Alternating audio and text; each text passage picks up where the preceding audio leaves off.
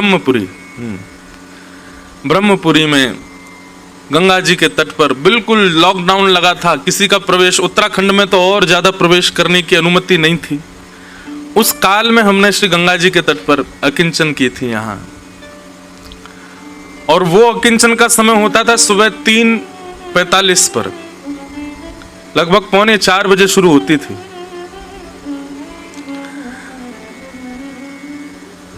अब हमने थोड़ा ये विचार किया कि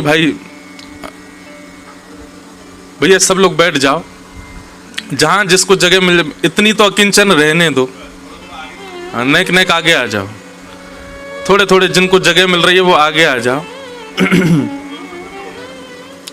बस अब बोलो नहीं कोई, ऐसे चुपचाप कह दो कि भाई आगे आ जाओ।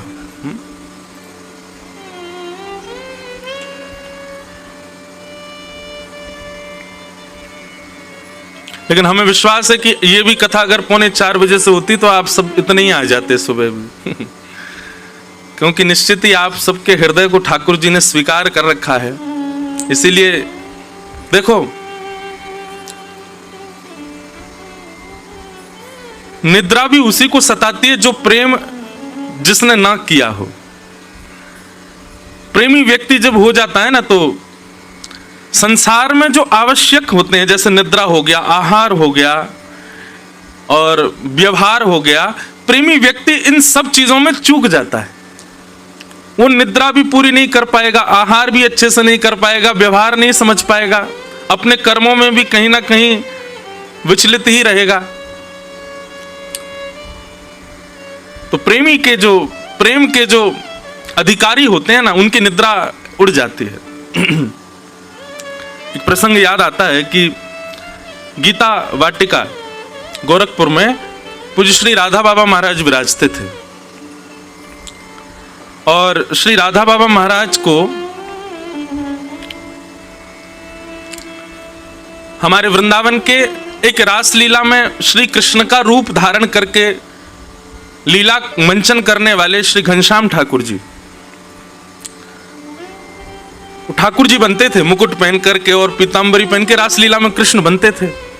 पर उनका चित्तवृत्ति ऐसी, एक तो राधा बाबा को उनमें साक्षात ठाकुर जी दिख गए, और ठाकुर जी श्री घनश्याम ठाकुर जी को राधा बाबा में ही सर्वस्व अपने गुरु का दर्शन हो गया। उसके बाद उन्होंने लीला मंचन नहीं किया, वो वहीं बाबा के पास ही रह गए।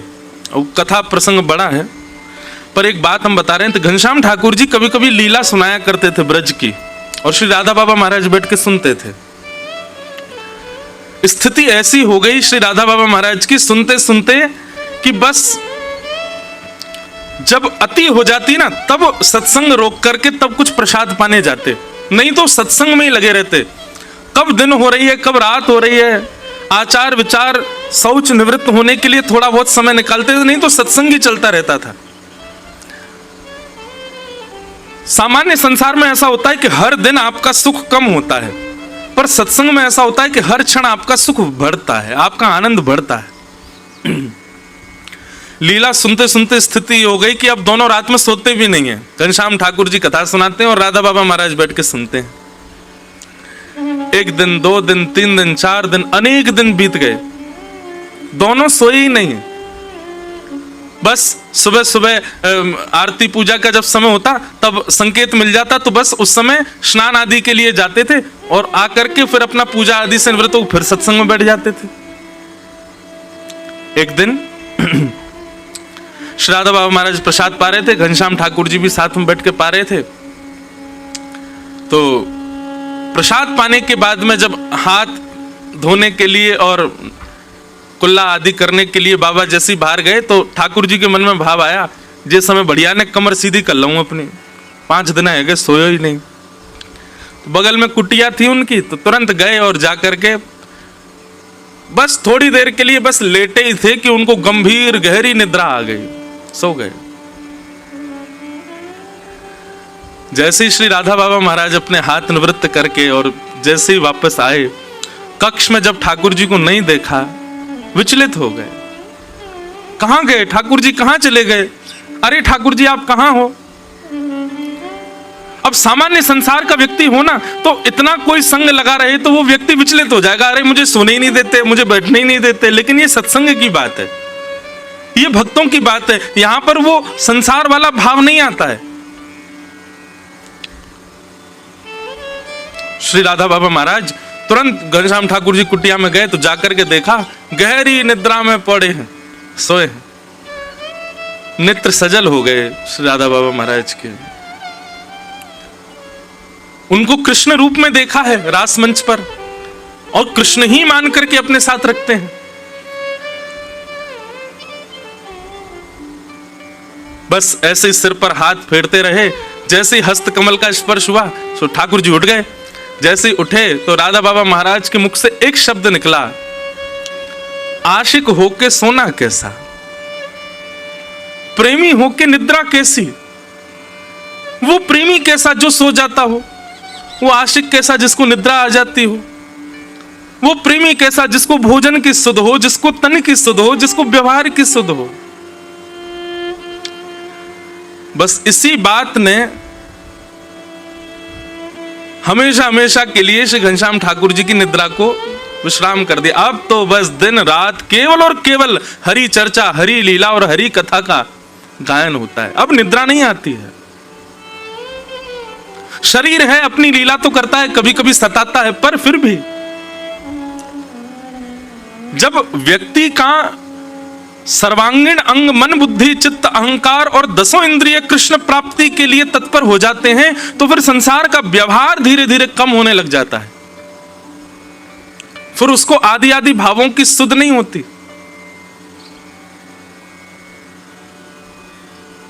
तो इस अकिंचन कथा को हमने इस भाव से रखा था कि इसमें केवल वही आएंगे, भीड़ नहीं आएगी, इसमें वही आएंगे जो अधिकारी होंगे, जो सुबह उठ सकें, जो सुबह नहा सकें, जो सुबह भाग के आ सकें।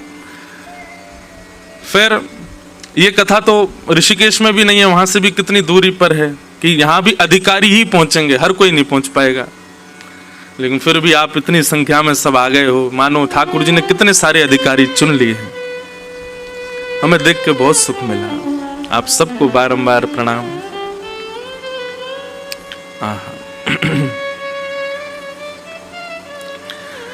प्रिया प्रियतम की मधुर लीलाएं वृंदावन में चलती हैं और उन मधुर लीलाओं में हर ऋतु ठाकुर जी की सेवा में आती है। सखियों को सुख देने के लिए, सहचरियों को सुख देने के लिए सबसे सुंदर जो ऋतु है वो ये वर्षा ऋतु है। ठाकुर जी मधुर विहार करते हैं, हिंडोला झूलते हैं। 7 अगस्त को वृंदावन में श्री गिरधर लाल जी का हिंडोला उत्सव है। आप सब लोग भी वहां भी सादर आमंत्रित हैं। हरियाली तीज भी है।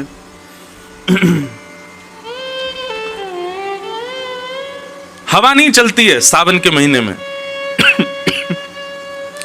इसलिए ठाकुर जी झूला झूलते हैं, और झूला झूलते हैं तो आगे पीछे जब होते हैं तो हवा होती तो है, चलती नहीं है, तो वो शीतल हवा जो है वो स्पर्श करते ठाकुर जी को सुख मिलता है, इसलिए ठाकुर जी झूला झूलते हैं। एक बड़ी मधुर कथा है कि ठाकुर जी वन जाते हैं गैया चराने के लिए। तो एक बार मैंने शायद वेणु गीत के प्रसंग में सुनाया था, वहां पर गोपियां कहती हैं कि आज लाला ने मोतिन को, मालान को, गहनीन को श्रृंगार ना कियो है, तो आज लाला ने कहा पहनो है? बोले गैयान को दूध निकालते समय उनके पैर दोहनीते बांध दिए जाएं। बात कहा के जो है लोभना। अब भैया किंचन आवाज आ रही है सबको? पीछे वाले ने आ रही है? तो गैया को जब दूध निकालें तो वह समय गैया के पाम बांध दिए जाएं पीछे के, काय को कि कहीं गैया अगर हाथ पाम अपने पाम चलावेगी तो वो जो दूध जा में भरो जा रहा है वो कहीं दोहनी गिर नहीं जाए। सो जो रस्सी ते गैया के पाम बांधे जाए वाकू कहें लोभना। वहां में गोबर भी लगो रहे, वहां में मट्टी भी लगी रहे और बड़ी मोटी सी रस्सी रहे। सो आज ठाकुर जी ने मोतिन को, मालान को, स्वर्ण को श्रृंगार नहीं किया है। आज ठाकुर जी ने खूब सारे लोभना लिए और एक अपने सिर पे बांध लियो है, एक दो अपने गले में बांध लिए, वही के बाजूबंद बना लिए, वही को यहाँ पर बांध लियो है, वही को करधनी में कमर में बांध लियो है। और ठाकुर जी ने आज सर्वांगीण अंग में लोभना धारण किए। आहा, वेणु गीत का श्लोक है, मुझे श्लोक याद नहीं है, पर वहां पर गोपियां कहती हैं आज ठाकुर जी कितने सुंदर लग रहे हैं। क्यों? अरे सखी देखो, कोई श्रृंगार ऐसा नहीं है, आज को श्रृंगार तो प्रसाद बांट रहा है। मतलब बोले ठाकुर जी जब चल रहे हैं तो गले में पहनी भई रस्सी, हाथन में पहने भई बाजूबंद, कड़ूलान के रूप में लोबना, उन सबन में मट्टी और गोबर जो लग रहा का है, वो ठाकुर जी के चलवे ते नेक नेक गिर रहे हो है और ठाकुर जी के अंग पे भी लग रहे हो है। कितने सुंदर लग रहे हैं ठाकुर जी। तभी वर्णन करते हैं कि आज ठाकुर जी जैसे ही वन में गए, सावन को महीना, हवा चलना ही रही, सो ठाकुर जी को सर्वांगीण अंग जो है का है वो गीला है, गो पसीनाते प्रश्वेत के बिंदुनते। ठाकुर जी बोले हे मधुमंगल श्री दामा, बहुत जोर की गर्मी लग रही है यार, कछु करो। भाई लाला तू अपने सबरे लोबना उतार दे। सो ठाकुर जी ने अपने सिर पे पहनो भयो, हाथन में, कलेन में, सब जो भी गैयान की रस्सी हिकाई पाम बांधवे की सब दे दें मधुमंगल को। तो मधुमंगल ने एक तो एक दूसरी गुर्र गांठ बांध करके और पेड़ पे एक रस्सी डाली और नीचे गुर्र गांठ बांध के एक तरफ ते एक पैर ते ठाकुर जी चढ़ गए, दूसरी तरफ ते मधुमंगल चढ़ गए और यहाँ श्रीदामा आदि सब सखा व रस्सी को पकड़ करके दोनों उनको झोटा दे रहे हैं, झुला रहे हैं।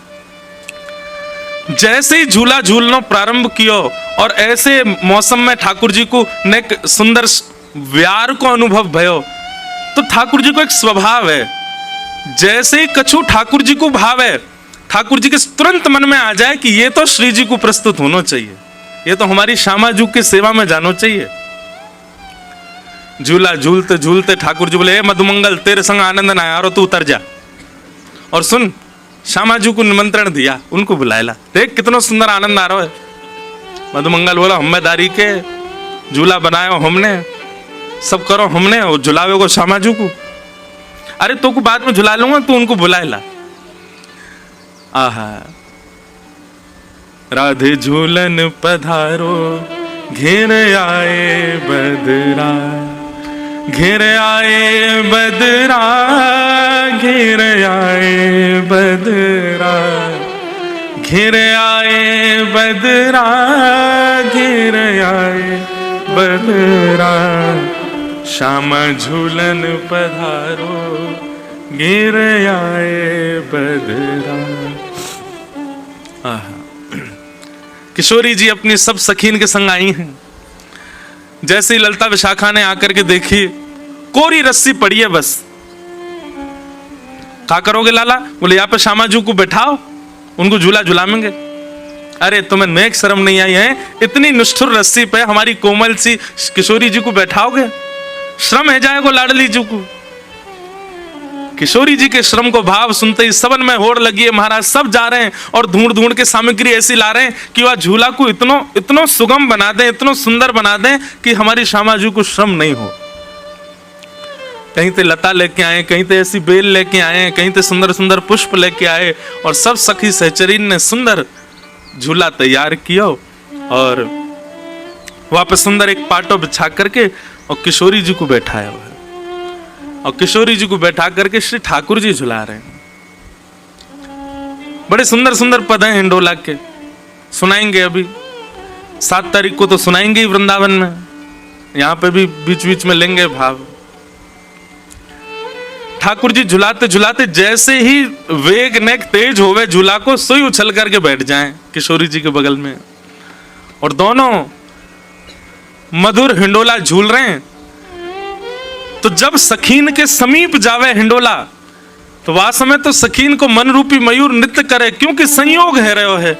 लेकिन जैसे हिंडोला पीछे को जावे, वियोग में व्याकुल है जाएं, तो वियोग और संयोग दोनों को ये मिश्रण ये एक ही जगह संभव है, एक ही लीला में संभव है, और वो है हमारे श्रावण के हिंडोलान की लीला। ऐसे संयोग वियोगात्मक लीला ठाकुर जी संपादित कर रहे हैं झूला झूल करके। एक जगह तो पद है झूला झूलत चतुर्भुजनाथ।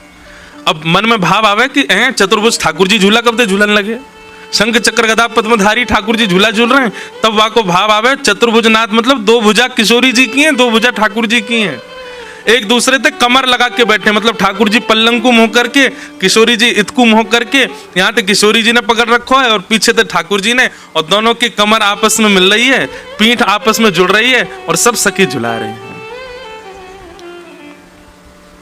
बड़ा सुंदर ये श्रावण को महीना है, हमारे लाल जी और किशोरी जी खूब सुख पामे।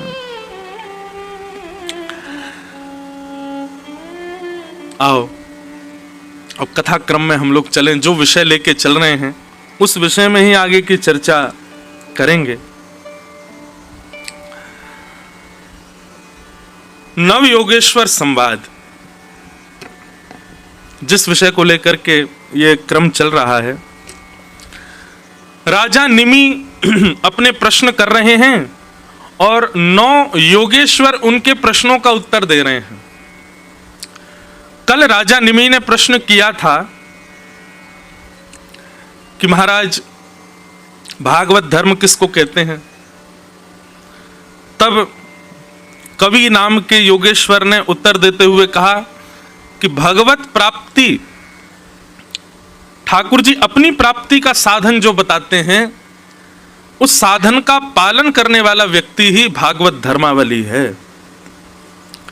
ठाकुर जी ने येन केन प्रकारेण कहीं भी ऐसा कहा है कि ये करने से मैं मिलूंगा, और उस क्रिया को करने में जो पीछे ना हटता हो वही भागवत धर्मी है।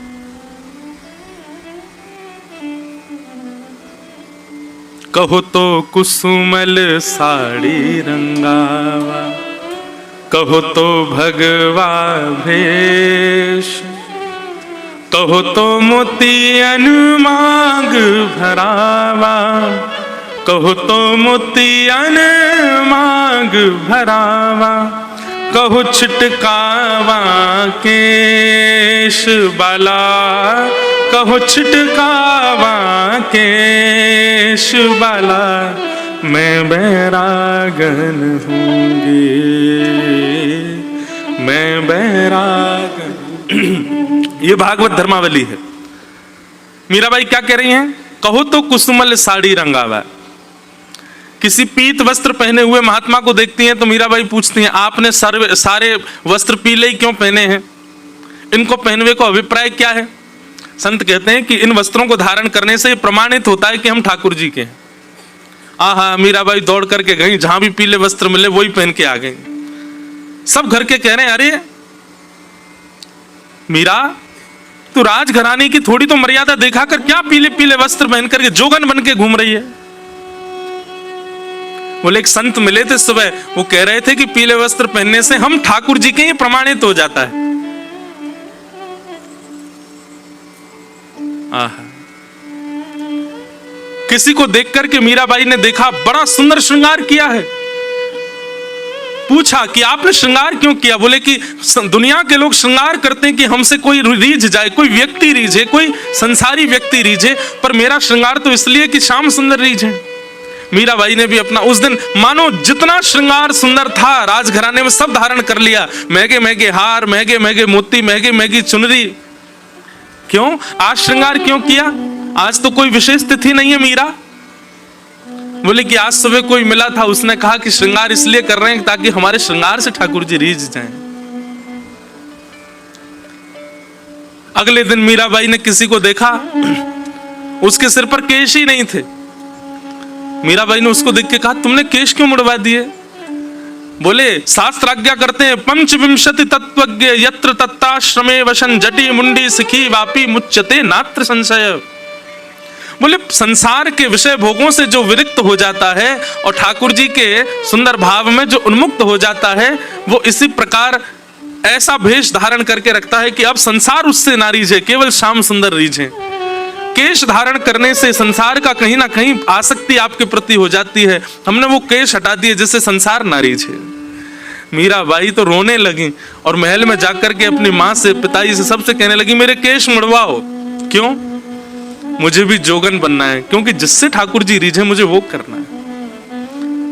भागवत धर्म यही है। अरे भैया, कई बार लोग बोलते हैं मेरे से आकर के, महाराज जी ऐसा ऐसा कर सकते हैं। अरे भाई, किसी ने गलती से भी कह दिया ना कि ऐसा करने से ठाकुर जी मिलेंगे, तो कर दो, उसमें संशय क्यों? किसी ने कह दिया कि यहां पे लौट जाओ, तुमको ठाकुर जी मिलेंगे, तो लौटे ही रहो, उठियो मत। फिर उसमें फिर हम संशय क्यों कर रहे हैं?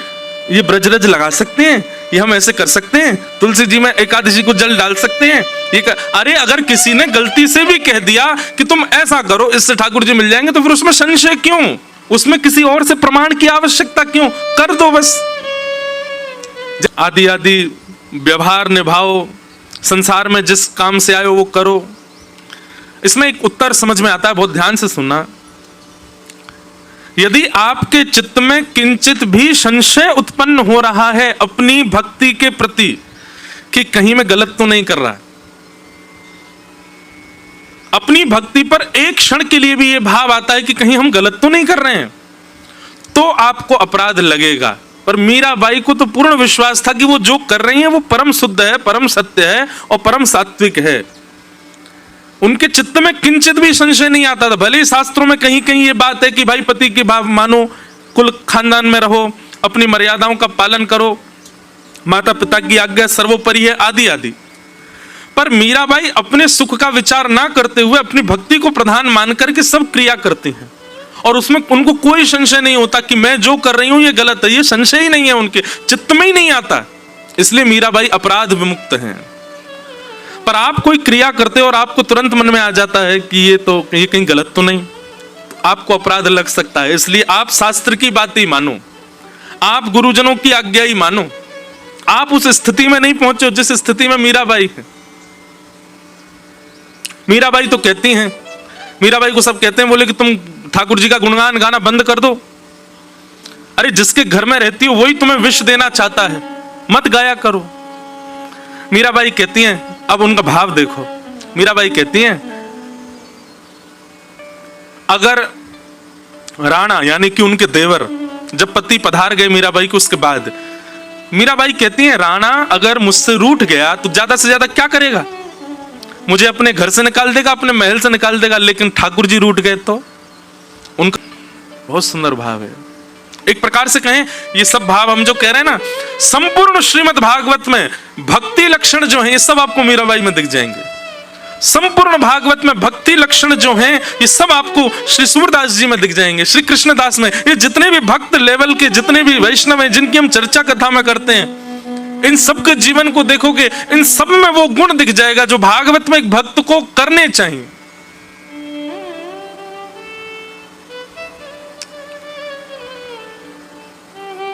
हमें अभी भी चिंता है, कहीं हम वृंदावन गए तो वो नाराज हो जाएगा या वो हो जाएगा, ये हो जाए। आपके लिए वो नाराजगी ज्यादा महत्वपूर्ण है उसकी, आपके लिए ठाकुर जी महत्वपूर्ण, आप विचार ही नहीं करोगे। अरे संसार के विषय भोगने में व्यक्ति बिल्कुल विचार नहीं करता। मैं कहीं मदिरा पान करूंगा, माता पिता ना, अरे होंगे तो कोई नहीं, मना लूंगा, पी ले अभी तो। अरे मांस खाना पाप है, हम हमारे यहाँ मांस नहीं खाते। कोई बात, कौन देख रहा, खा लो। वहां पाप करने में इतनी चिंता नहीं होती व्यक्ति को, लेकिन ठाकुर जी भजन करने में कितनी चिंता करता है, कितना विचार करता है, ये करूं तो ये हो जाए, ये करूं तो ये हो जाए, वो सोचा ये करे। व्यक्ति दूषित कर्म करने में भयभीत होते हुए भी कर देता है और भजन करने में भयभीत होते ही छोड़ देता है। अभी कनाडा में मैं था तो वहां पर हमारे लाल जी बड़े विचित्र हैं। शनिवार रविवार छुट्टी होती है तो उस दिन तो किसी को दर्शन देने के लिए आज्ञा नहीं करी। सोमवार को जिस दिन सबका काम होता है उस दिन श्री लाल जी के मन में भाव आया, आज हम सबको दर्शन देंगे।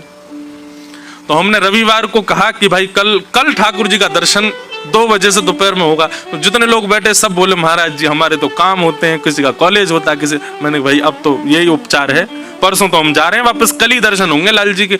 अब हमको ऐसा भाव आया कि वही आएगा जो अधिकारी होगा, सब नहीं आएंगे, भीड़ नहीं आएगी। दूसरे दिन महाराज इतनी भीड़ आई लाल जी का दर्शन करने। अब मैं सबसे पूछूं तुम्हारा काम, बोले हम सिक लीव डाल के आए हैं, हम झूठ बोल के आए हैं, हमारा लंच टाइम था, हम भाग के आए हैं। 2 बालक आए, बड़े प्रसन्न मुद्रा में नाच रहे थे। मैंने कहा हाँ भाई तुम्हारा काम? बोले हमको तो महाराज जी हमारे काम से फायर कर दिया, निकाल दिया। मैं तो नाच क्यों रहे हो? बोले श्री गिरधर लाल जी ने आज ऐसा लगता है कि स्वीकार किया, एक बंधन था वो छुड़वा ही दिया हमारा। अरे मिल के घर कैसे चलेगा तुम्हारा? बोले कुछ दूसरी व्यवस्था इन्होंने छुड़वाया, यही करेंगे। मैंने कहा बस ये विश्वास चाहिए जैसा है। अब संसारी व्यक्ति तो इस बात में मुझे कोस सकता है, मतलब क्या सिखा रहे हो तुम लोगों को, सब छोड़ छाड़ दो हैं, ये सिखा रहे हो। हम कभी नहीं कह रहे, बिल्कुल बने रहो, जहां हो वहीं के रहो। लेकिन जिस दिन ऐसा अटूट विश्वास हो गया ना, मेरे कहने से नहीं छोड़ोगे, तुम खुद ही छोड़ दोगे सब।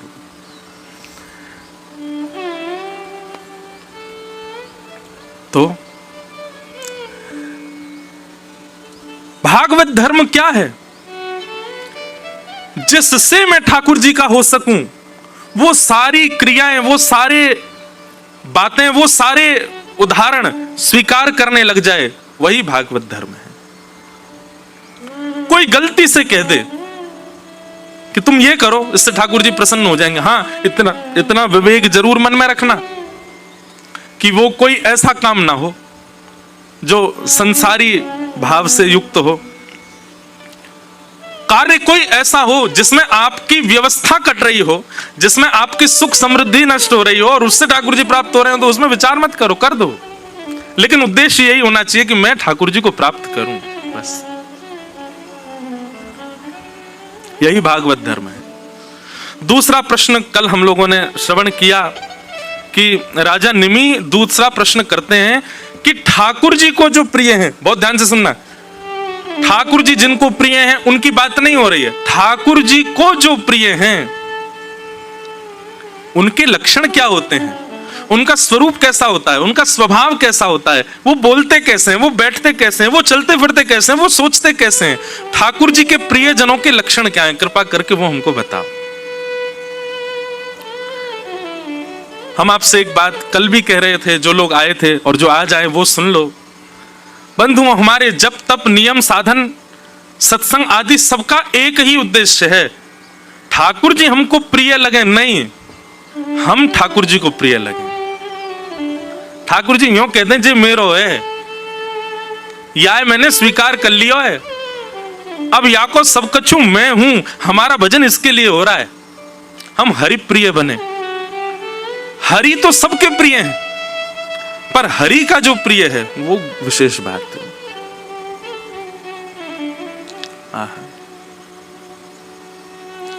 तो यहां पर हरि प्रियों के लक्षण बताए गए हैं। तो कल हमने एक लक्षण सुन लिया था कि हरि प्रिय का प्रथम लक्षण क्या है? सर्वभूतेषु यः पश्येत् भगवद् भावमात्मनः भूतानि भगवत्यात्मन एष भागवतोत्तमः। वो सब में ठाकुर जी को देखता है। दुनिया तो कह रही है ये कितना सुंदर है, पर भक्त जाकर के उससे क्या बोलेगा? सोचो, तुम इतने सुंदर हो, तुमको बनाने वाले राधा रमण जी कितने सुंदर होंगे। या फिर दूसरा भाव क्या कहेगा? ठाकुर जी ने अपनी सुंदरता की एक छींटा दिया है, मार दिया तुम पे, कितने बढ़िया लग रहे हो। कोई बढ़िया गा रहा है तो सब उसकी प्रशंसा कर रहे हैं, तुम्हारा स्वर कैसा, तुम्हारा स्वर कैसा। लेकिन भक्त बैठा बैठा यही सोचता रहेगा, ये इतना बढ़िया गा रहा है, सुशी हमारे ठाकुर जी जब गाते होंगे तो कैसा गायन करते होंगे। आहा,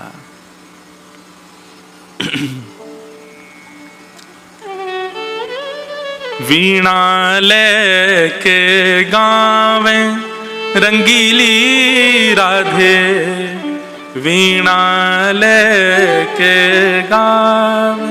यहां पर जो भी थोड़ा बहुत संगीत जानते हो, आज तक आपने ऐसा स्वरूप नहीं देखा होगा कि सितार वादन करने वाला या वीणा बजाने वाला गा भी रहा हो। पर हमारी किशोरी जी कैसी हैं? बोले वीणा लेकर के बैठती हैं और संग संग गाती हो रहे हैं। आहा, वीणा बजाती हैं और जब गाती हैं सब पीछे से ठाकुर जी आकर के बैठ जाते हैं और किशोरी जी के स्वर में अपनी वेणु को रख करके और किशोरी जी के साथ साथ पीछे वेणु बजाते हैं ठाकुर जी। बंधु, कभी कभी मन में भाव नहीं आता, हमारी ऐसी कोमल सी किशोरी जी इतनी भारी वीणा लेकर के बैठती हैं और जिनने गिरिराज पर्वत उठा लिया वो नेक्सी जी बंसी लेके बैठे हैं। उल्टा होना चाहिए ना, ठाकुर जी वीणा बजाएं और किशोरी जी बंसी बजाएं। एक बार किशोरी जी ठाकुर जी से बोली हम बंसी बजाएंगे। ठाकुर जी बोले आप बंसी मत बजाओ। बोले क्यों? बोले बजेगी नहीं आपसे। किशोरी जी बोली अच्छा हमसे नहीं बजेगी। ललता विशाखा तुरंत आ गई, ये पहले आ जाएं लड़वे लाल जी थे। कहा गई तुमने? बोले मैं यूं कह रहा हूं कि हमारी श्यामाजू बंसी ना बजा पाएंगी। अच्छा, हमारी लाडली जू जब चले ना तो उनके पामन की नूपुर उनकी ध्वनि पे राग रागनी वारे वारे जामे, और तुम यूं कह रहे हो हमारी लाडली जी बंसी ना बजा पाएंगी? चलो जल्दी अपनी बंसी दो, हमारी किशोरी जी बजाएंगी। अरे मैं कोई किशोरी जी पर संशय ना कर रहा हूं, किशोरी जी पर कोई आक्षेप ना कर रहा हूं, वो साक्षात संगीत स्वरूपा हैं, पर मेरी बंसी जी ना बजा पाएंगी। ललिता जी बोली आज तो यही बंसी बजेगी, अब ही बजेगी और तुम्हारे सामने ही बजेगी, लाओ दो। ठाकुर जी बोले ना माननी बात, लो दे दो। हे लाडली जू आज दिखा दो यार जी, बहुत अपने आप को कुछ समझे है बंसी बजावे और यूं सोचे कि या के आगे कोई ना है, आज आप बजाए दो, नेक नेक दिखाए दो, अपना स्वर लगाए दो, यही को मूर्छित कर दी हूं बंसी बजाए के। ठाकुर जी खड़े, हाँ हाँ श्री जी बजाओ, हमारा तो सौभाग्य कि हमारी बंसी आपकी सेवा में, पर मैं फिर कह रहा हूं जी बजेगी नहीं। किशोरी जी ने अपने अधर पर वेणु धारण करके अपनी कोमल उंगलियों से छिद्रों को आच्छादित किया और जैसे ही प्राण पिरोए बस हवा ही हवा निकले, स्वर नहीं निकले। ललिता विशाखा कह रही है अरे जल पिला जल पिला, गलो सूख गो श्यामाजू को जल पिलाए दियो लेकिन बंसी नहीं बजे। ठाकुर जी मंद मंद मुस्कुरा रहे, अब मैं कह रहा हूं नए बजेगी मुंह वापस कर दो। अरे श्यामाजू जी बहुत मायावी है, ये अपनी माया ते कछु कर सके, याने जरूर बंसी बांध दी होगी, याने बंसी को टोना टोटका करके बाकी स्वर सबरे अंतर ध्यान कर दिए, नहीं तो हमारी श्यामाजू कोई स्वर को, कोई संगीत के वाद्य को स्पर्श कर दे, अरे स्पर्श मात्र से बजन लगे, ये बंसी क्यों ना बज रही है। ठाकुर जी बोले पहले बंसी वापस करो फिर बताऊंगा। किशोरी जी ने बंसी वापस करी। ठाकुर जी बोले अच्छा एक बात बताओ, आप बंसी को वादन करते समय मन में कौन को चिंतन कर रही हो? किशोरी जी बोली मैं तो कोई भी वाद्य बजाऊं आपको ही चिंतन करूं। बोले यही तो गलती कर रही हो, ये वंशी जो है ना हमारी अनन्य भक्त है। अनन्य को मतलब कहा हुए एक के अलावा दूसरे को ना भजे ये, और या वंशी में नित्य आपको ही चिंतन होवे, या वंशी में नित्य आपको स्मरण होवे, ये वंशी आपकी भक्ता है और आप या वंशी से मेरी भक्ति करोगी तो ये वंशी कैसे बजेगी। हे श्यामाजू आप नेत्र बंद करके अपनो ही चिंतन करो, मतलब अपने ही स्वरूप को ध्यान करो। जब आप अपनो ध्यान करोगी तब ये वंशी बजेगी, क्योंकि या वंशी में तो नित्य आपको ही गायन की हो जाए। किशोरी जी ने अधर पर वंशी रख के जैसे स्वयं को स्मरण किया, अपने रूप नख, अपने रूप नेत्र आदीन को स्मरण किया, अपनो ही स्मरण करके जैसे वंशी अधर पर धरी, बिना फूंक के वंशी बजन लगी। किशोरी जी के नेत्र सजल है गए, दौड़ करके अंक में भर लिए श्याम सुंदर। आपकी या अनन्य प्रेम पे ही तो मेरा मन करे कि मैं वारी वारी जाऊं। अरे स्वयं तो अनन्य है, अपने अंग संग रहवे वारे सब वस्तु भी अनन्य कर ली आपने। ठाकुर जी को श्रृंगार भी अनन्य है। अगर किशोरी जी सन्मुख नहीं है तो वही हीरा ठाकुर जी के थोड़ी पर लगो लगो चमकेगो नहीं। ठाकुर जी को मुकुट भी अनन्य है, वही मुकुट जो नित्य श्री जी के बगल में अत्यंत शोभायमान होवे, श्री जी से नेक वियोग होने पर वाकी कांति भी फीकी पड़ जाए। ठाकुर जी के बाजूबंद, ठाकुर जी की मधुर जो कोई भी श्रृंगार हैं वे सब भी अनन्य हैं, और सब अनन्य भक्त कौन के हैं? श्री जी के भक्त हैं। जैसे एक व्यक्ति सज धज करके आवे तो उसके साज सज्जा दिखने के लिए उस पर फोकस लाइट होनी बहुत जरूरी है। ऐसे हमारे ठाकुर जी कितने सुंदर बनियाम हैं। श्यामाजू को यदि दृष्टि स्वरूप प्रकाश उन पर नहीं पड़े तब तक ठाकुर जी को श्रृंगार चमके ना है। या को मतलब श्रृंगार में कमी नहीं है, वो श्रृंगार सब अनन्य है जाए, किशोरी जी के भक्त है जाए सब। जब किशोरी जी सामने आमे तभी आनंद होवे।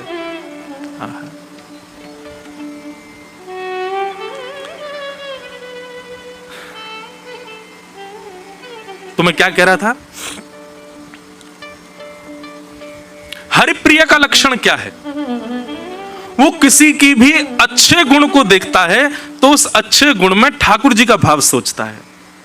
ये इतना अच्छा बोलते हैं, ठाकुर जी कितना मधुर बोलते होंगे। ये इतना अच्छा गाते हैं, ठाकुर जी कैसा गाते होंगे। किसी में भी उस व्यक्ति विशेष की प्रधानता ना मान करके ठाकुर जी की प्रधानता मानता है। ये उत्तम भागवत का, हरिप्रिय का लक्षण है।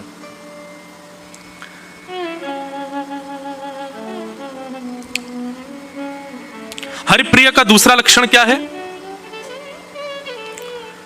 वो सब में भगवान को देखता है, सब में राधा रमण जी का दर्शन करता है, और जब राधा रमण जी के सामने जाता है तो सबको राधा रमण जी में देखता है। यही सब कुछ है मेरे, यही सर्वस्व है, इसके अतिरिक्त मेरा कोई नहीं है। ये उत्तम भागवत के दो प्रथम लक्षण हैं। तो कल मैंने एक बात कही थी कि उत्तम, मध्यम और साधारण, हरिप्रिय भी तीन प्रकार के होते हैं। साधारण कैसे होते हैं? ठाकुर जी को वो प्रिय लगते हैं, पर कब प्रिय लगते हैं? सामने आ जाएं, गलती से पड़ जाएं तो ठाकुर, हाँ ये भी मुझे अच्छा लगता है। मध्यम कौन सा होता है? उसकी चर्चा हो जाए तो ठाकुर जी कहते हैं हाँ हाँ वो भी प्रिय है। लेकिन उत्तम कौन होता है? वो भले ही सामने ना हो, उसकी चर्चा ना हो, फिर भी ठाकुर जी उसका स्मरण करते रहते हैं, वो उत्तम है। तो यहां उत्तम भागवतों के 5-6 लक्षण हैं, उसमें से एक अभी हमने सुन लिया। अब मध्यम और साधारण भक्तों के लक्षण सुनो। हम उत्तम तो बन नहीं सकते, कम से कम साधारण ही बन जाएं, मध्यम ही बन जाएं, कहीं से भी हरिप्रिय बने। तो दूसरा लक्षण क्या है? ईश्वरे तदधीनेषु बालशेषु द्विषस्तु च प्रेम मैत्री कृपापेक्षा य करोति स मध्यम। ठाकुर जी के भक्तों में मध्यम कौन है? मतलब इतना प्रिय नहीं है, पर हां फिर भी उसकी चर्चा हो जाए तो ठाकुर जी को अच्छा लगता है। ऐसे मध्यम भक्त के लक्षण क्या होते हैं? बोले ईश्वरे तद धीरेषु बालशेषु दुषस्तु च। ठाकुर जी से ये प्रेम करते हैं, पर इनकी दृष्टि में थोड़ा सा भेद आ जाता है। इसको भेद नहीं कहेंगे,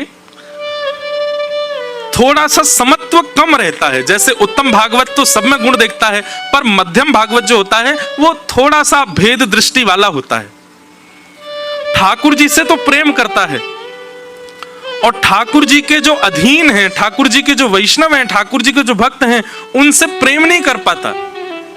उनके प्रति कैसा भाव रहता है? मैत्री। उनसे मैत्री का भाव रखेगा। प्रेम तो केवल ठाकुर जी से। ठाकुर जी के जो प्रिय हैं उनके प्रति मैत्री भाव रखता है। और ठाकुर जी के विषय में जो नहीं जानते हैं, ठाकुर जी का स्वरूप जिनको नहीं पता है, उनके प्रति क्या भाव रहता है? बोले कृपा। बोले उनको ये बताते हैं ठाकुर जी का ऐसा श्रृंगार है, ऐसा रूप है, ऐसा स्वरूप है, ऐसे भाव हैं, उनके ऊपर कृपा करते हैं। और जो ठाकुर जी को ना सुनते हैं, ना भजते हैं, ना देखते हैं, ना कोई भी प्रकार का संबंध ठाकुर जी से रखते हैं, उनकी ये क्या करते हैं? बोले उनकी उपेक्षा, उनका त्यागता से समझने वाले विषय हैं ये। हम तो चाह रहे थे कि आप लोग कुछ लिख के बैठो, एक एक विषय, एक एक पॉइंट लिखो, लेकिन आप सब लोग तो बहुत विद्वान हो, याद कर लोगे हैं।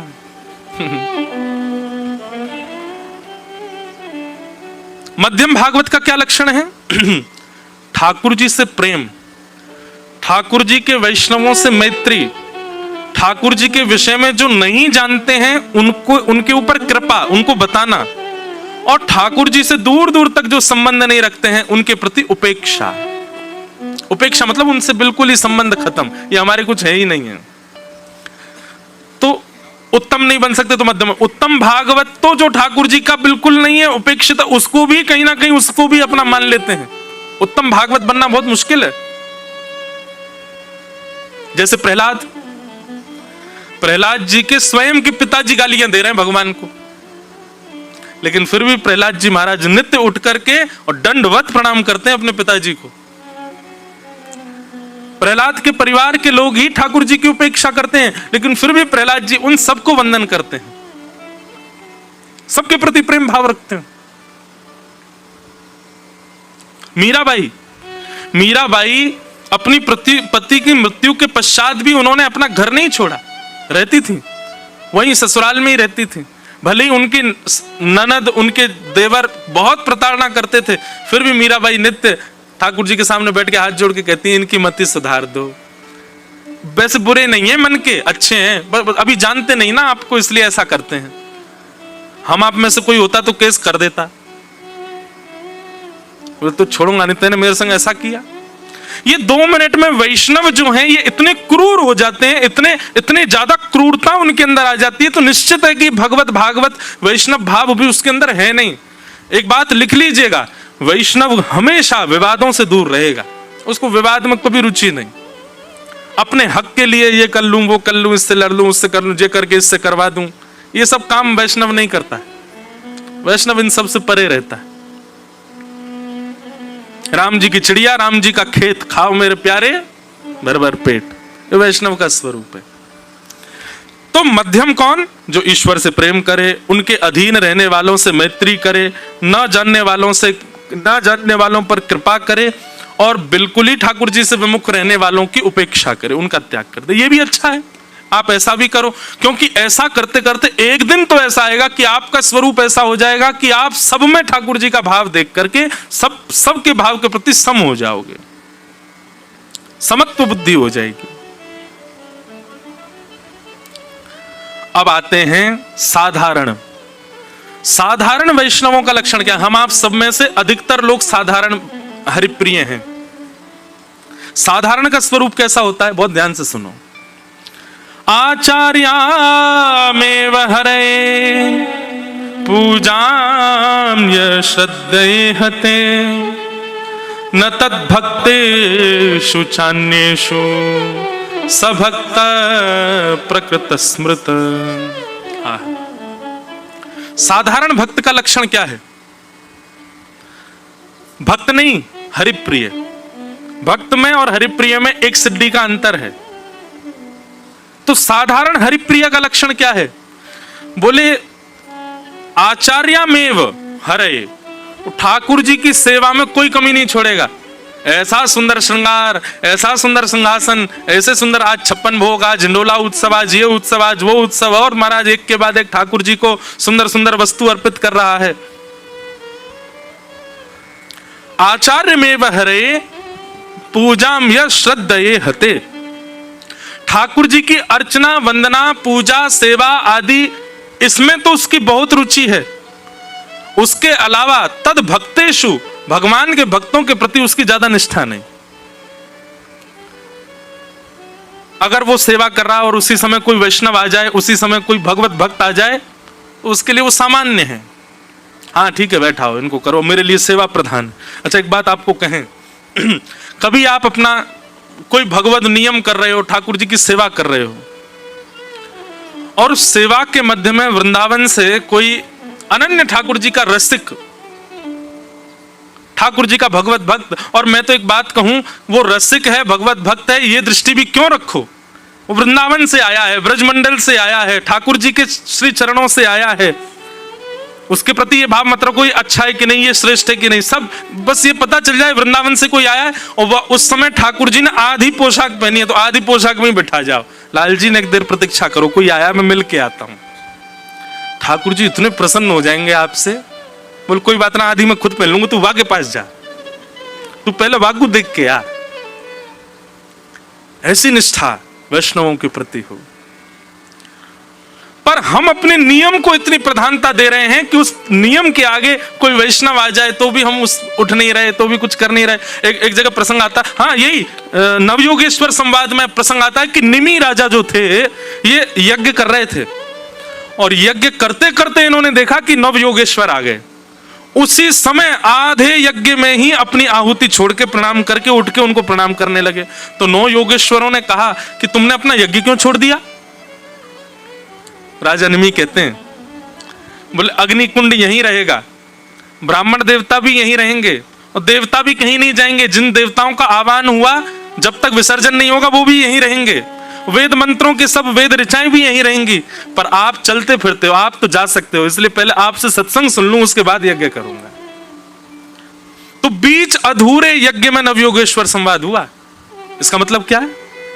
नियम प्रधान है, पर उस नियम के बीच में यदि कोई भगवत भक्त, वैष्णव भक्त, और कोई, अरे मैं तो कहां तक कहूं, एक बात है, अपनी एक चोरी बता रहा हूं। नासिक में हमारा मौन रहता था, सुबह सूर्य उदय से लेकर के और अस्त तक मेरा मौन रहता था, केवल कथा में बोलता था मैं। नासिक में हमारी 1 महीना की कथा थी, उसमें बोलना तो होता नहीं था मुझे। घर से फोन आता था, नहीं बात करता था। किसी जरूरी फोन आ जाए सबको दे देता था, नहीं करता था। एक दिन हमारे अनन्य ठाकुर जी के रसोपासक वहां आए और जैसे ही उनका आगमन हुआ, अब मुझे यूं लगे अब मैं अपना मौन कैसे रख सकता हूं। तो जैसे ही वो आए, आकर के कक्ष में बैठे, हमने हाथ जोड़ करके अपने नियम को प्रणाम किया। मैंने कि आपको हम और 2 नियम थे, एक तो मौन का था, एक स्पर्श का था। किसी का स्पर्श नहीं कर सकता। हमने क्या किया, अपने नियम को प्रणाम किया, उठ करके गए, अपनी किवाड़ बंद करी, वो कक्ष में ही बैठे थे, और सबसे पहले तो उनको गले से लगाया। तो स्पर्श का जो नियम था उसको एक क्षण के लिए तिलांजलि दी, और दूसरा बोलने का जो नियम था उसको भी, आप कैसे हो, ठीक हो, ठाकुर जी मंगल है, मधुर है। तो ये बोल करके और स्पर्श करके हृदय से लगा के, अब वो आपका तो नियम चल रहा है। मैंने कि आपके आने पर यदि मैंने नियम को प्रधानता दी तो नियम मुझे दंड देगा कि वैष्णव आए हैं, तुम्हारे सामने भगवत भक्त आए हो, तुम अब भी नियम में ही बैठे हो। अरे कहां तक कहें, वहां जो महाराज जी थे जिन्होंने कथा का क्रम रखा था, पिछले कितने, मुझे तो वर्ष भी याद नहीं, 30 वर्षों से उन्होंने किसी का स्पर्श नहीं किया था। और एक दिन ऐसा चंग चढ़ा महाराज जी को, कभी किसी का स्पर्श नहीं करते थे। हम लोग वहां पर उत्सव मना रहे थे और उत्सव में वो आगे, अब वो जैसे ही आते थे जनता पूरी इधर हो जाती थी कि उनको छूना नहीं है किसी को। आए और आते ही उन्होंने ऐसे हाथ बढ़ाया मेरी और। मैंने कहा महाराज जी, मैंने 3 बार पूछा, अब मेरा भी मौन था। बोला हाँ लाओ हाथ दो अपना। उन्होंने मौन तो नहीं तोड़ा अपना, और जैसे ही उन्होंने मेरा हाथ पकड़ा, मेरा टेम्परेचर माइनस में चला गया था शरीर का।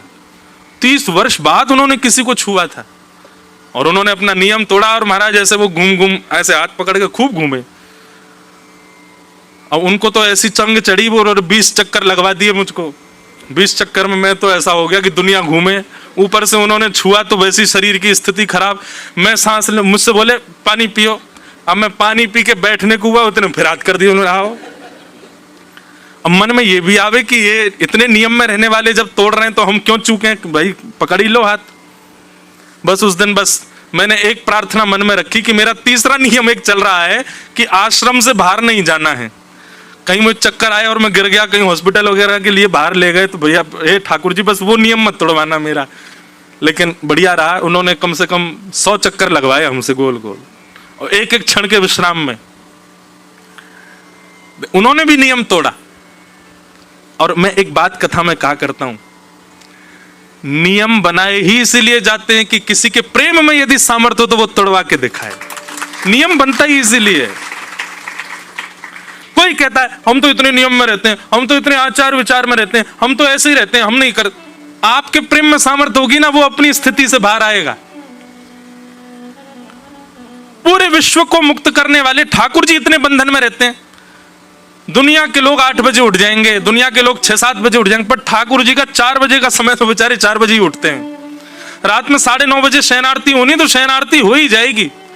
कभी कभी मेरे मन में भाव आता है कि हमारा भाई चलो 12 बजे राजभोग करना चाहिए, 12 बजे रोटी खानी चाहिए। कभी कभी मन नहीं होता तो हम कहते हैं अभी थोड़ी देर बाद खाएंगे, पर ठाकुर जी का कभी मन नहीं होता होगा फिर भी जबरदस्ती खिला दिए जाते हैं। 12 बज गए भोग लगाओ, तो चाहे ठाकुर जी कहते हो अभी मन ना है, रो मेरो आज तेने नाश्ता ज्यादा करा दियो, लेकिन फिर भी वो तो नियम में उनको खाना पड़ेगा।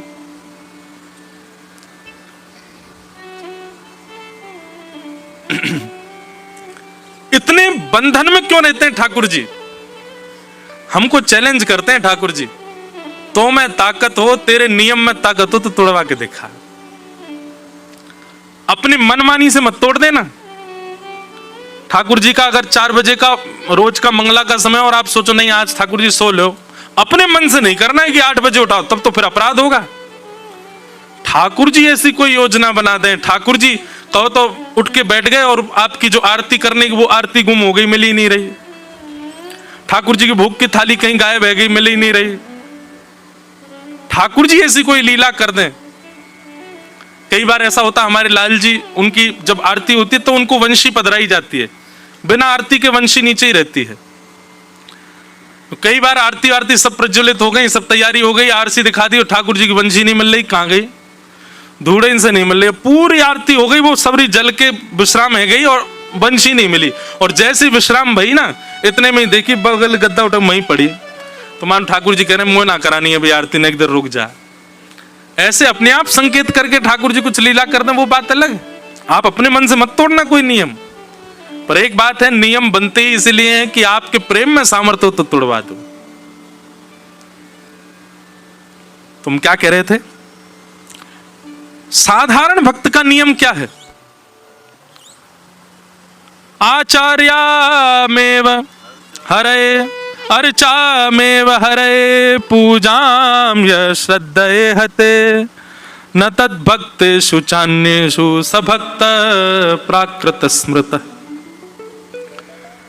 अर्चा भक्ति में उसकी बड़ी निष्ठा होती है, ठाकुर जी की खूब सेवा करता, पर ठाकुर जी के वैष्णवों के प्रति उसकी ज्यादा निष्ठा नहीं होती। वो पूजा को ही सर्वोपरि मानता है। नारद जी महाराज गए प्रहलाद जी के पास,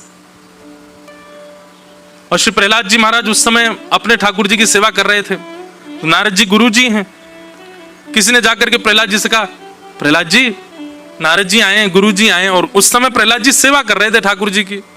तो प्रहलाद जी ने केवल इतना कह दिया, नारद जी से कहो थोड़ी देर बैठे, आ रहा हूं। अब प्रहलाद जी ने अपमान के रूप में नहीं कहा था कि उनका अपमान हो। लोगों ने जाके कहा कि आप थोड़ी देर विराजो, प्रहलाद जी अभी आ रहे हैं। नारद जी बोले कोई नहीं, हम तो फिर आ जाएंगे, चले गए। अब नारद जी भी इस भाव से नहीं गए कि मेरा अपमान हुआ है, और प्रहलाद जी ने भी इस भाव में नहीं कहा कि उनका अपमान हो। लेकिन फिर भी प्रहलाद जी को भगवत अपराध लग गया, केवल इतना कहने मात्र से कि आप प्रतीक्षा करो, ठाकुर जी को प्रतीक्षा करवा लो, लेकिन भगवत भक्त को प्रतीक्षा मत करवाओ। हम एक बात आज तक समझे नहीं कि ठाकुर जी के भजन, ठाकुर जी की भक्ति, ठाकुर जी की सेवा से अतिरिक्त वैष्णव भक्त को एक वैष्णव की सेवा में निपुण होना चाहिए।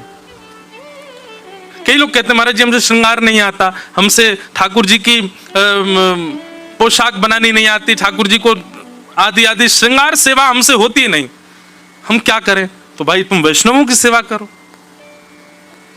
वैष्णवों को भजो। एक बात सूत्र मान लीजिएगा, वैष्णव सेवा सबसे श्रेष्ठ और सबसे शुद्ध और सबसे भगवत प्राप्ति में सबसे ज्यादा अतिरिक्त शीघ्रता भगवत दर्शन कराने में सामर्थ्य यदि किसी में है तो वैष्णव सेवा में, भगवत सेवा में। ठाकुर जी की सेवा करते करते हो सकता पूरा जीवन निकल जाए, ठाकुर जी ना मिले, लेकिन वैष्णव सेवा आपने कुछ वर्ष भी कर ली ना तो भी ठाकुर जी का अनुभव होने लग जाएगा। तो साधारण भक्त केवल भगवत सेवा में ही रहता है, उसको वैष्णवों से इतना मतलब नहीं। सुनेगा, प्रणाम करेगा, ठीक है, लेकिन इतना श्रेष्ठ भाव वैष्णवों के प्रति नहीं रखता है। ऐसा भक्त जो है वो साधारण हरिप्रिय है, ठाकुर जी को प्रिय तो है पर इतना ज्यादा प्रिय नहीं है। लेकिन एक बात बोलूं, दो ही शब्द होते हैं, या तो प्रिय और या फिर अप्रिय। ये कम प्रिय है, थोड़ा प्रिय, ये होता ही नहीं है। ये सब बात बनाने वाली बात है। तुम मुझे थोड़े कम प्रिय हो, अरे इसका मतलब सीधा सीधा वो ये कह रहा है कि तुम उसको प्रिय ही नहीं हो। और हम तो एक बात कहते हैं, ठाकुर जी को ये ज्यादा गणित नहीं आती, कम ज्यादा वाला नहीं आता, उन पे तो दो ही आते हैं, पूरा पूरा और बिल्कुल ही कम। या तो वो बिल्कुल ही प्रिय बन जाएंगे आपके, या फिर वो बिल्कुल ही दूर हो जाएंगे आपसे। ये बीच वाला भाव नहीं होता। यहां पर हमको थोड़ी दिलासा देने के लिए, थोड़े हमको मन में ये रहे कि हाँ ठीक है, इसलिए ये साधारण और मध्यम भक्त कर दिए। परंतु सीधी बात तो ये है कि मध्यम प्रेम और साधारण प्रेम होता ही नहीं है, प्रेम तो परिपूर्ण होता है। मध्यम और साधारण की कैटेगरी में यदि आप हो तो इस बात को लिख लीजिए कि आप बहुत दूर हो ठाकुर जी से।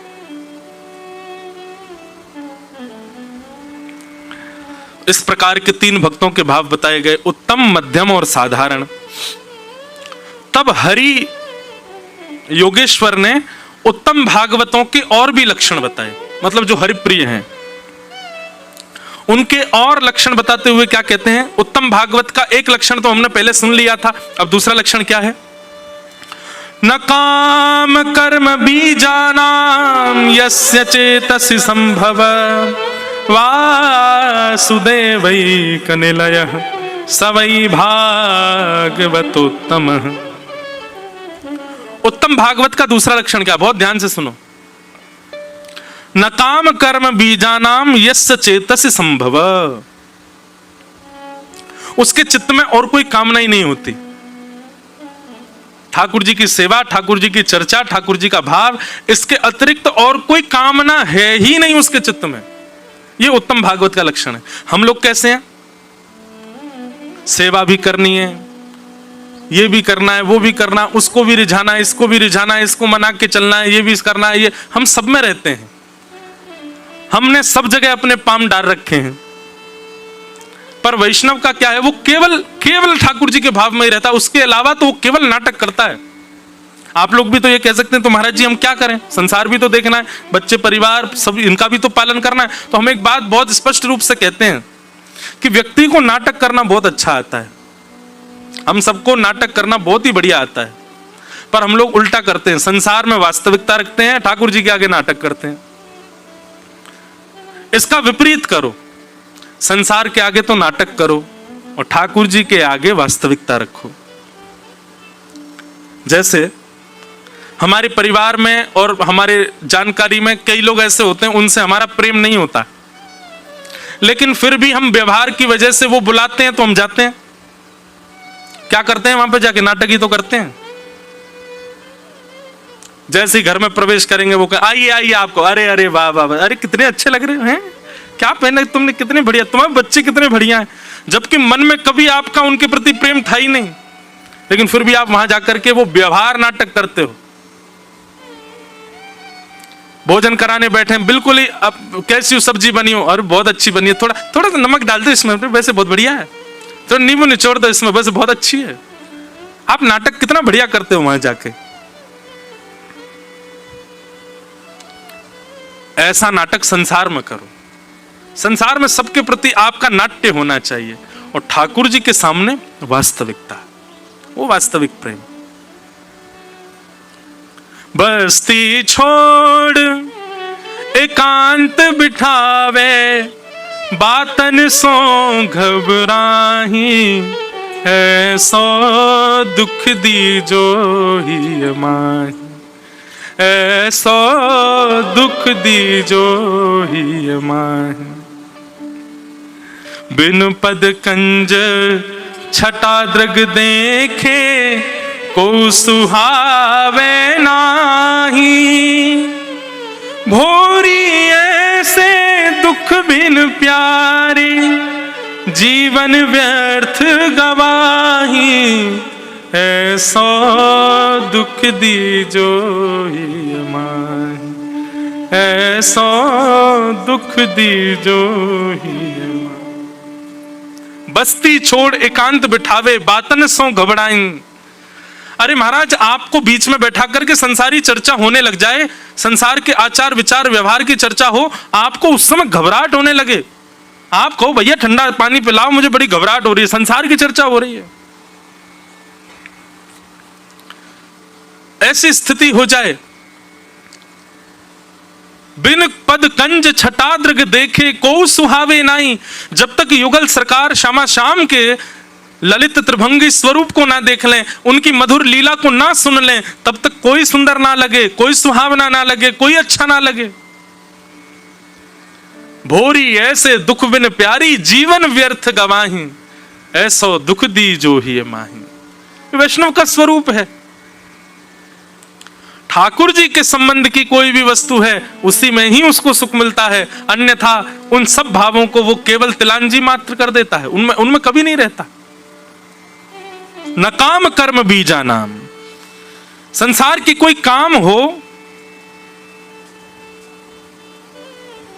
श्रेष्ठता से हो, इसमें उसकी कोई रुचि नहीं होती।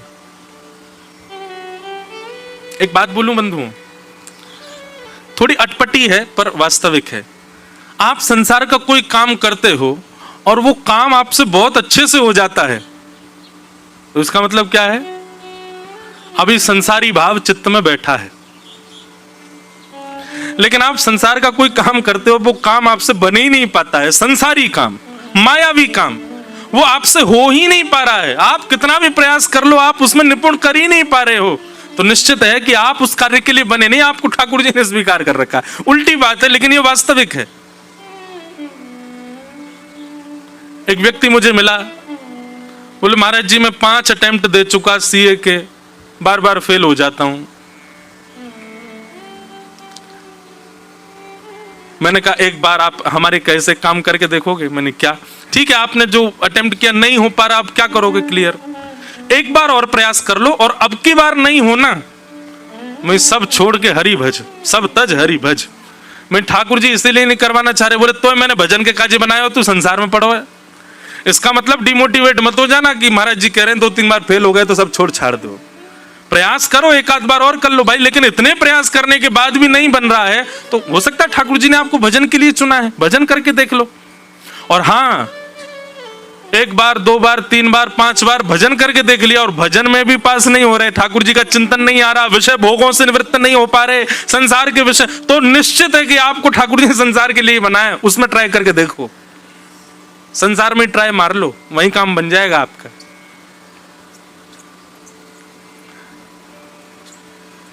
न काम कर्म बीजाना।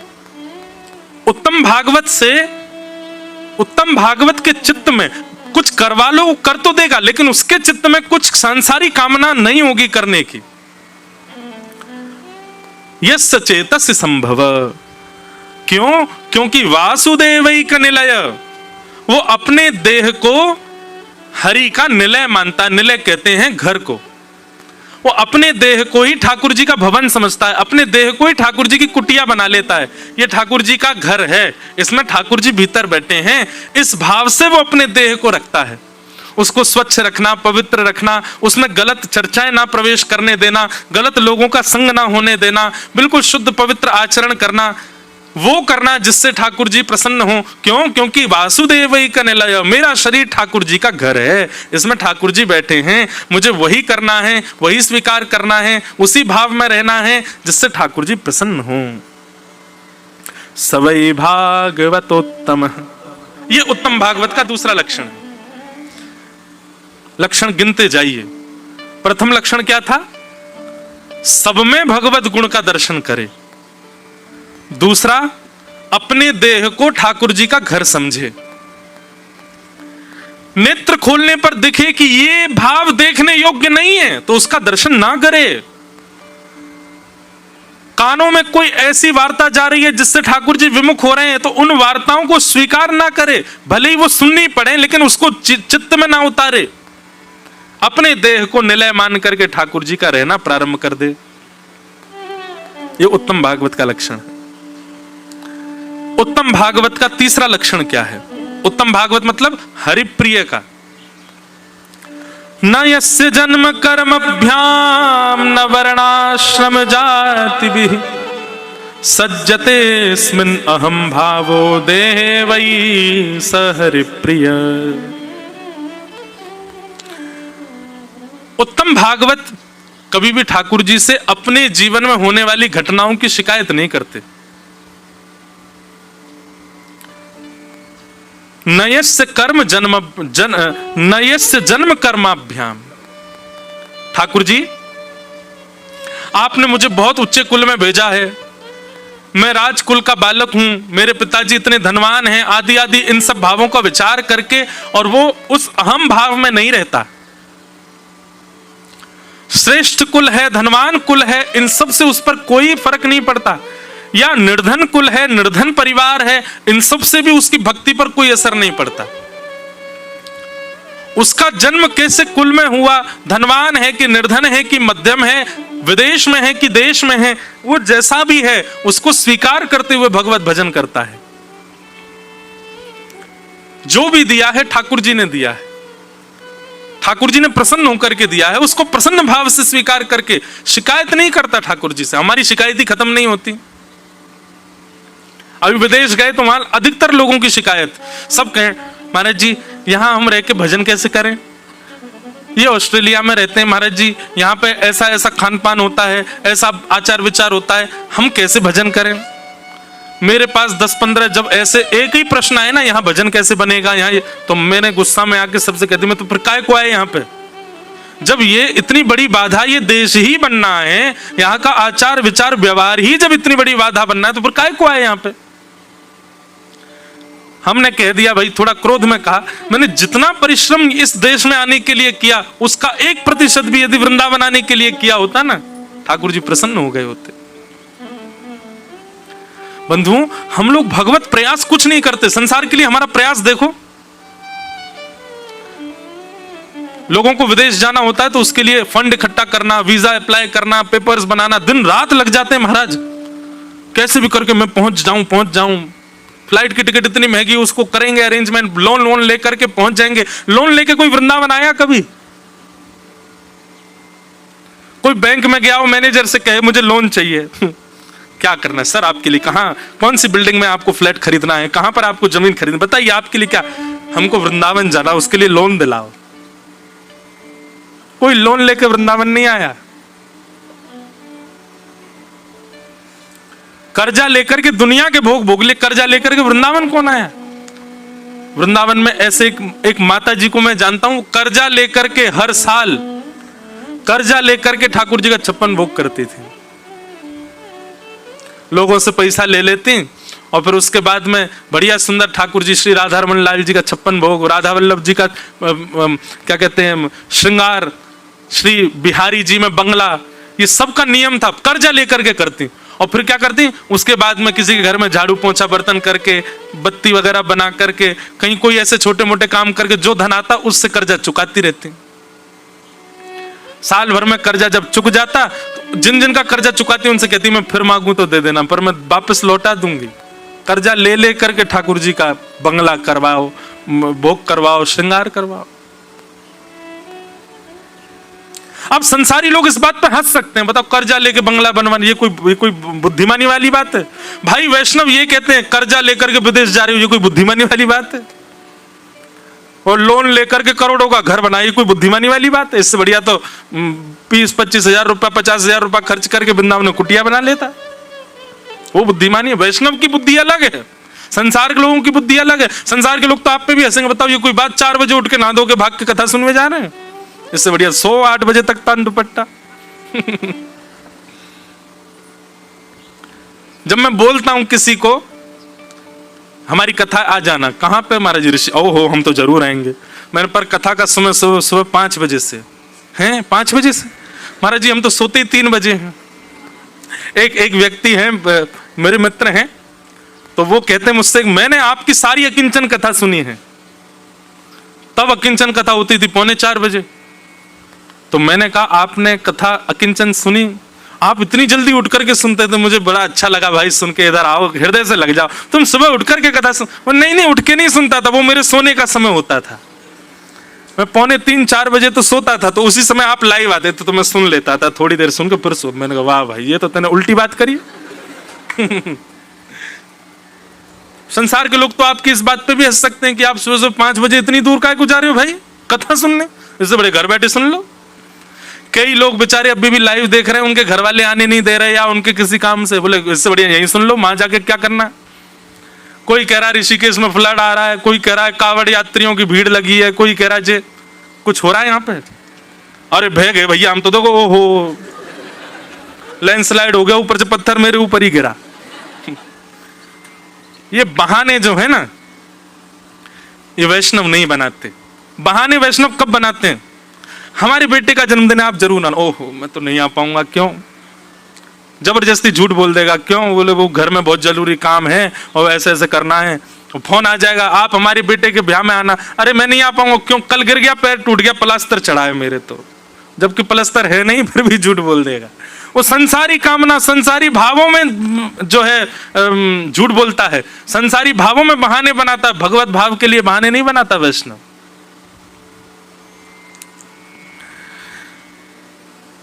तो न यस्य जन्म कर्मभ्याम न वर्णाश्रम जाति भी, वो अपने कुल खानदान को कोसता नहीं कभी। जो ठाकुर जी का भक्त होता है कि आपने मुझे ऐसे कुल में भेज दिया, अब मैं आपका भजन कैसे करूं। ठाकुर जी आपने मुझे ऐसी जगह जन्म दिया है, मैं यहां रहकर के आपको कैसे भजूं?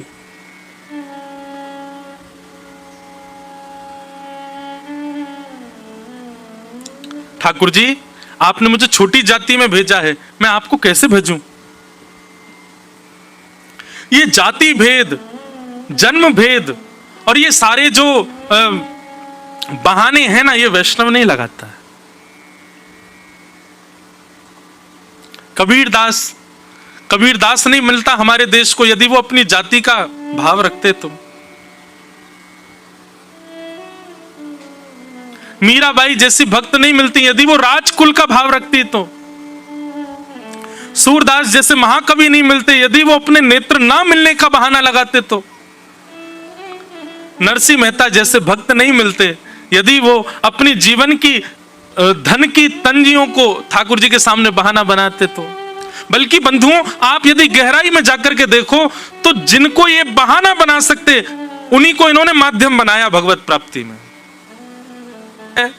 वो अपने जीवन में घटने वाली घटना या अपने जन्म और अपने जाति के कभी बहाने नहीं लगाता ठाकुर जी से कि भगवत भक्ति मुझसे इसलिए नहीं बन पा रही, बल्कि वो बहाने ढूंढता है कि मैं भजन कैसे करूं। जैसे एक व्यसनी व्यक्ति कैसा होता है, मैं कभी कथा में बताया करता हूं, व्यसनी व्यक्ति कैसा होता है। आज मेरे यार की शादी है, आज मेरे यार की शादी हुई है, आज तो मैं पीऊंगा, आज पी ली। और कल क्यों पी रहा है? बोल आज मेरी पत्नी मुझे छोड़ के चली गई, आज मैं बहुत दुखी हूं, आज तो पीऊंगा। कल सुखी था इसलिए पी रहा था, आज दुखी है इसलिए पी रहा है। ओहो जिस काम के लिए 10 साल से प्रतीक्षा कर रहा था आज मेरा काम होगा, आज तो मैं पीऊंगा। जिस काम के लिए 10 साल से लग रहा था आज वो हमेशा के लिए खत्म हो गया दुख में, आज तो मैं पीऊंगा। वो हर चीज में बहाने क्या ढूंढता है? पीऊंगा। आज तो मेरे मित्र आए, आज तो हम रात में ऊपर छत पे पियेंगे। आज मेरे साथ कोई नहीं है, मैं अकेला हूं, क्या करूं, मन नहीं लग रहा, आज तो पीऊंगा। भगवत भक्त ऐसा ही हो। आज मेरे बुआ के बेटे की शादी, आज तो कीर्तन करेंगे। आज मैं पास हो गया भाई, कितने परसेंट? 89%, 95% आए हैं, पार्टी कुछ नहीं, आओ चलो ऋषिकेश में चलेंगे, गंगा किनारे कीर्तन करेंगे, महाराज जी की अकिंचन चल रही है वो सुन के आएंगे। 10 साल से जिसके लिए लगा हुआ था काम हो जाए हो जाए हो जाए, नहीं हुआ। आज मेरा केस जो था वो उसमें मैं हार गया, जो भी कुछ, आज क्या करेंगे? आज तो घर में उत्सव रखेंगे। ऐसा वैष्णव भक्त क्यों नहीं होता है? व्यसनी हमसे आगे क्यों चला जाता, हम क्यों पीछे पड़े रह जाते हैं? ये रेस चल रही है, दौड़ भाग चल रही है, वो व्यसन करने में होड़ लगाता है, व्यसन करने में कोई चूक नहीं छोड़ता, हम भजन करने में क्यों छोड़ देते हैं चूक? सुख की घड़ी हो दुख की घड़ी हो सब में व्यसनी व्यसन करता है, हम केवल सुख की घड़ी ही क्यों खुच के रखते हैं? अनुकूलता हो तो ही कथा क्यों सुनेंगे, अनुकूलता हो तो ही वृंदावन क्यों जाएंगे, अनुकूलता हो तो ही हम लोग क्यों भजन करेंगे? प्रतिकूलता में जैसे व्यसनी व्यसन नहीं छोड़ता, हम भजन क्यों छोड़ देते, हम भगवत भाव क्यों छोड़ देते? अपनी हर स्थिति में कोई बहाना ना लगाए ठाकुर जी के भजन के लिए। मैंने कईयों से कल पूछा, अच्छा 4 दिन के लिए आए हो? कल जाएंगे हम तो, हमारी टिकट हो गई महाराज जी। वाह, खुद से ट्रेन छूट जाए, लेट लपीट उठो और ट्रेन छूट जाए तब कोई दोष नहीं, लेकिन कथा छोड़ के ट्रेन जरूर पकड़नी है हमको, वो काम जरूर करना हमको। अरे जीवन के कुछ ये बल्कि मैं तो ऐसा कहता हूं सप्ताह कथा में 1-2 दिन के लिए आया करो, पर ये छोटे सेशन जो होते हैं ना 3 दिन के 4 दिन के, इसमें तो पूरे आया करो। इसमें वो भाव प्रकट होते हैं जो भाव सब जगह प्रकट नहीं होते। इससे बाद में मिलोगे कथा के बाद में तो तुम्हें ये कहूंगा अच्छे से जाना, यहां बैठ के अधिकार है इसलिए कह सकता हूं। आगे से कभी भी पता चले ना कि ये छोटे सेशन की कथा है, 3 दिन का है, 4 दिन का है, 2 दिन का है, और यहाँ पर बड़े सेशन की कथा 1 महीना की है, तो उसमें निश्चित ही कुछ विशेष होगा, उसका पूरा समय निकाल के आया करो। आपके रुकने या आपके जाने से कथा तो रुकेगी नहीं, कथा भाव तो चलेगा, पर हम आपको कह रहे हैं बहाने मत बनाओ, भगवत भाव में नहीं। अरे मौसी के घर गए, 2 दिन के लिए गए थे, तीसरे दिन क्यों नहीं आए लौट के? बच्चों ने रोक लिया, वहां रुक गए। घूमने गए थे बाहर, 5 दिन के लिए गए थे, 1 हफ्ता क्यों लगा, क्या 2 दिन में बच्चे रोने लगे, हमको रुक जाने दो। तो ऐसी जगहों पे आप जब बहाने बना के रुक सकते हो, भगवत कथा में क्यों आपका बहाना चल जाता है कि जाना है? एक बार फ्लाइट छोड़ के तो देखो ठाकुर जी के लिए, एक बार ट्रेन छोड़ के देखो ठाकुर जी के लिए। अरे कैसे कैसे वैष्णव आते हैं वृंदावन में, वो जबरदस्ती समय लगाते हैं मंदिरों में। क्यों? घर वाले कह जल्दी कर, ट्रेन निकल जाएगी हमारी। हाँ बस बस बस बस वो राजभोग आरती कर लें। ठाकुर जी कह रहा जल्दी लेट कर दो, ठाकुर जी ट्रेन निकल जाए, 1 दिन और रुकने को मिल जाए। समझो ऐसी भावना जिसकी है ना, जो केवल और केवल इसके बहाने ढूंढता है कि मैं कैसे और रुकूं, वो ठाकुर जी का स्वीकारी भक्त है, वो हरिप्रिय है। जितना सोचा है उतना ही किया ठाकुर जी के भजन में। जितनी अवधि सोची, जितना समय सोचा, जितना धन सोचा, जितना जो भी आपने जितना सोचा उतना ही किया, उससे 1% भी ज्यादा नहीं किया, तो अभी हरिप्रिय नहीं बने आप। लेकिन जितना सोचा उसके अधिक कर आए हो। लाल जी ने उंगली पकड़ रखी है आपकी, इसलिए अधिक हो रहा है।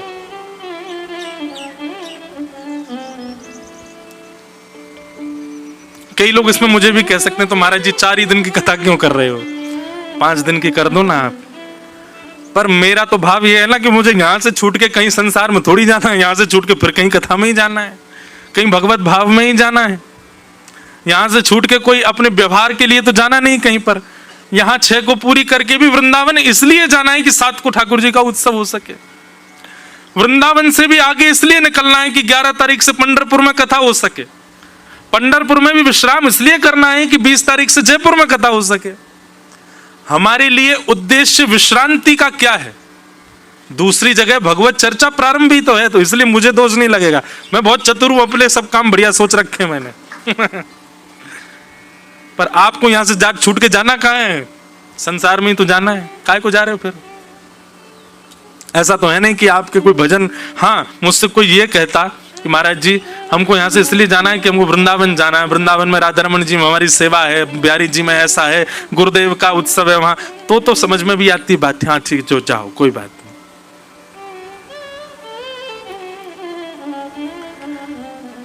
हमको विदेश से 6 अगस्त को आना था लौट करके,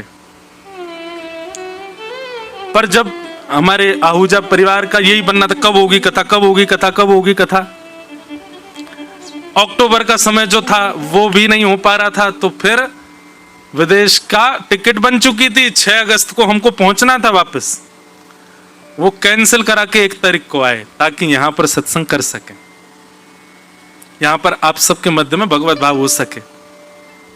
कोई अपनी प्रशंसा नहीं कर रहे, पर बहाने भजन से भागने के नहीं, भजन में लगने के ढूंढो, तो समझो आप हरिप्रिय हो। तो सज्जतेस्मिन् अहम भावो देहे वे स हरिप्रिय, ये हरिप्रिय का लक्षण है। यहां पर 4 दिन यही बताया जा रहा है, हरिप्रिय कैसे बनाया जाए, ठाकुर जी का प्रिय कैसे बनाया जाए।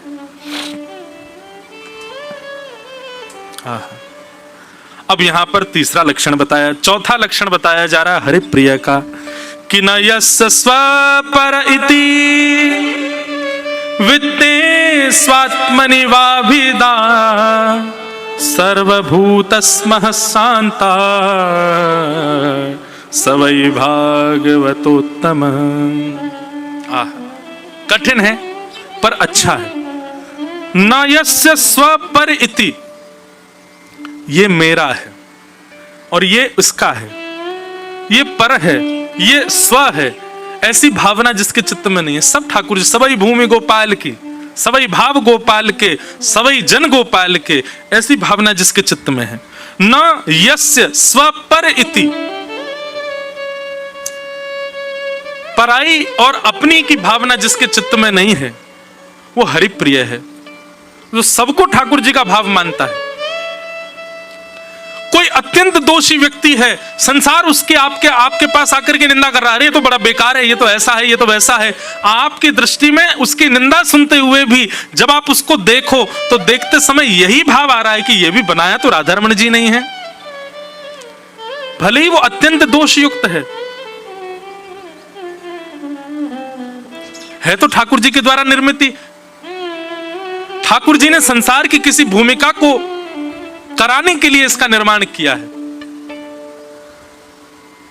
जब आप संसारी व्यक्ति को देखते हैं, वो व्यसन भी करता है, मांस भक्षण भी करता है, अत्यंत दूषित व्यक्ति है। आपका स्वरूप है ना ऐसा होना चाहिए कि उसमें भी ये भाव तो रखो, कोई बात नहीं, ये ठाकुर जी का नहीं हुआ, लेकिन संसार भी तो ठाकुर जी ने बनाया है, उस संसार का कोई काम इससे करवाना होगा, इसलिए ठाकुर जी ने इसको भेजा है। उसमें भी दोष बुद्धि मत रखो। हाँ ठीक है, वो गलत तो है ही, उसका संग मत करो, पर उसमें दोष बुद्धि मत रखो। कहां तक है भैया, अगर आप पूर्ण हरिप्रिय बन गए ना, कोई धुआं उड़ा रहा है तो दूर से देखने में आपको वो भी ऐसे लगे ये भी गोपाल जी ने बनाया है। इसको शायद इसलिए ठाकुर जी ने बनाया होगा कि ये व्यसन करके, और व्यसन करने के बाद में दूसरे लोगों को किसी ना किसी भाव से ये सिखा सके कि भाई व्यसन करने से देखो मेरी ये स्थिति हो गई, तुम मत करना। कई लोगों का निर्माण ठाकुर जी इसलिए करते हैं कि उनसे दूसरों को शिक्षा मिले। कई लोगों को आप देखेंगे उनके जीवन में भयानक कष्ट आ जाता है, और कुछ भी करते हैं उससे कष्ट, वो कई बार ठाकुर जी किसी किसी का जन्म करते ही इसी भाव से, जीवन बनाते इसी भाव से कि वो दूसरों को ही समझा सके, तुम ऐसा मत कर देना, तुमने ऐसा किया तो फिर पछताओगे, भोगोगे। संसार में कोई भी व्यक्ति ऐसे ही नहीं आया है, ठाकुर जी ने सबको किसी ना किसी भाव से भेजा है। मुझे, आपको, हम सबको अपने प्रेम के लिए भेजा है। तो हमारे इतर जो लोग हैं, जो संसारी हैं, उनको ठाकुर जी ने संसार भी तो चलाना है ना, उसके लिए भेजा है।